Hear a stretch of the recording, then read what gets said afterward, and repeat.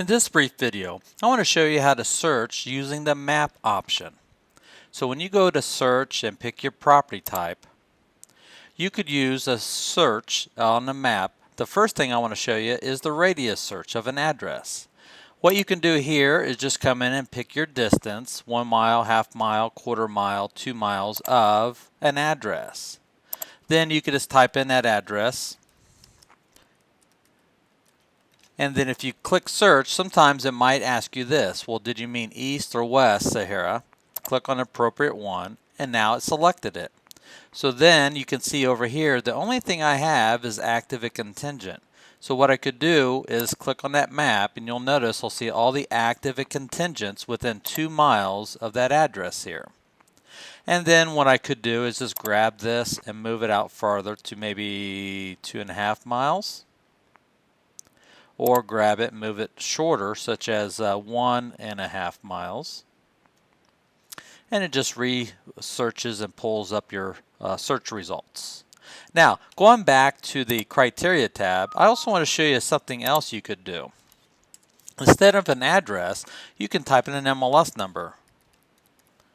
Hit enter, and then when you look at your search, you're going to be seeing listings within the mileage that you chose of that MLS number, not the address. The next thing you could do up here, instead of the MLS number or address, is you can do a intersection such as East Sahara and Maryland.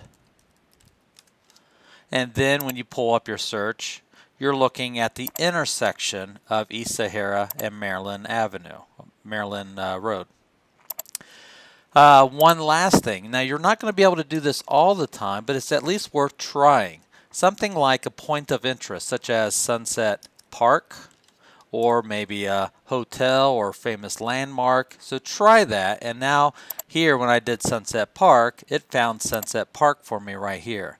But just be careful, especially something like Sunset Park. There might be multiple parks in the areas with the same name. You could have done the airport, McCarran International Airport, and other things. But this is something that I just want to bring to your attention that you could do also. Okay? Now, once you do your search, or use that radius, and you get your search, and you get your map results, I want to show you another little trick. You can eliminate little areas. So once I've got my shape here, you notice I'm using a radius shape, but you can also do a rectangle, which is the four-sided shape, or a polygon. And a polygon is just many sides, and that's the one I like using the most, is the polygon. So once I click on that, then what I could say is everything north of Sunset I do not want. So as I click and click and click, and then I click on the original dot, I finish that. Now watch what happens. If I hover back over that red dot, I could get rid of the shape by deleting it. I am already including it because it's a light blue, but I want to exclude this shape. Once I do that, it eliminates all the listings in that shape. And then if I scroll down, then what I could do is, well, maybe I only want listings on this side of Eastern, and maybe come up here to Patrick Lane, and then come over here. Maybe I want listings there, but I don't want listings in that area right there. And all I'm doing, I'm not doing anything special out of the ordinary. All I'm doing is just put my cursor up here on the line and hovering over it. And when I'm ready, just hold down my left mouse button and move it. Grab it somewhere else and move it. And as you can see, it's going to be very easy to do your shapes using Matrix.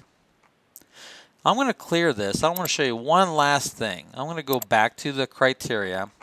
Now watch this. If you're going to draw your shape like the polygon from scratch, instead of using the radius option here, watch this. The only thing I have selected so far is active and contingent here. I like drawing my shapes before I put in any other criteria here. So when I go to map, you'll probably notice this sometimes when I zoom out. You'll probably notice all these little pins that are, or balloons that are kind of in my way. And actually there is a benefit to this. When you hover, you can see there's 277 listings there, there's 73 there, and what the purpose of this is, all you have to do is click on it and it just drills you down a little more. And then you just back out and you get those pins again. But for me, I want to draw shapes on this map, and it's really kind of annoying for me to draw shapes because I got all these pins in my way, or balloons. So watch this tip. If I go back to criteria and do a search for MLS number 0. Now, when I go to the map, how many listings will have MLS number 0? 0. There will be nothing on this map that will get in my way. So now what I could do is start drawing my polygon. But before I draw the polygon here, or any other shape, let me show you this extra tool. It's called layers. Clicking on layers, I could turn on layers such as zip codes, and I can see my zip codes. That might help me know my areas a little better than just looking at it on the map. I can come up to layers and I can turn on city, and then I can turn off zip code and I can see my city boundary lines here. I could come up here and turn off city and maybe county, because these are all Clark County. And they're all in the Clark County School District here, so that won't help me. But if I turn on neighborhood, this could help you, and you might want to just look at them. And here I got like the Green Valley North, Whitney Ranch, McCullough Hills, Green Valley Ranch down here. So that might also help you, but just look at it and see if it does or not.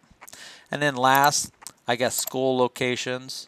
And what that does, it just plots the schools for me. And if I drill in closer, you can see the schools and where they're located at by the red building.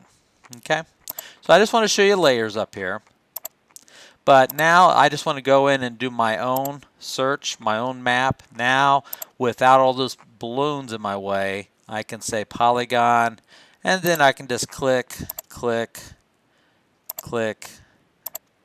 and then finish it right there. Now once I've done that, then what I could do is drill down closer and start getting this a little bit more accurate and start getting this exactly the way I like it here. And then finally, after I do this here, get this just right here. Okay. Then what I can do is make sure you go back to criteria and take out that 0 there. Now when I look at my results, you'll see how many listings are in that shape I just drew.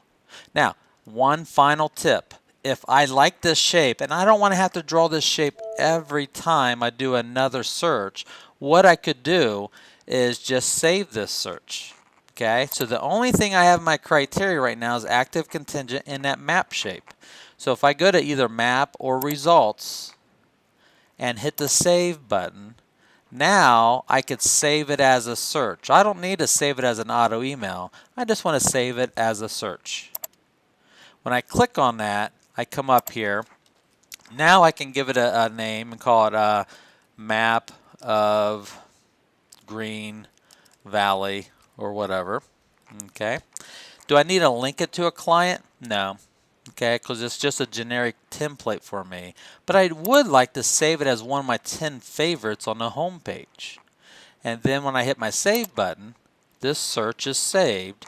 And then whenever I log into Matrix and someone wants to search in that map area that I drew, I don't have to draw that shape again.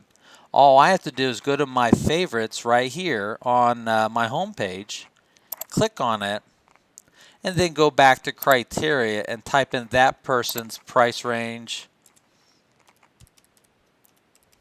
bedrooms and bathrooms and whatever else they like, and go to results and then save it as a new search. I don't need to update that current search with the map.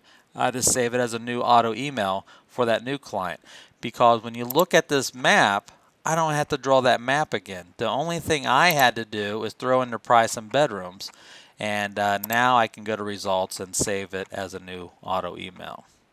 So I hope that little tip helps you. I think you're going to enjoy using the maps and drawing shapes within Matrix, And now you can save it as a default also, and you don't have to keep redrawing that shape over and over again. Hope this video helps you, and if you have any questions, please let us know. Thank you.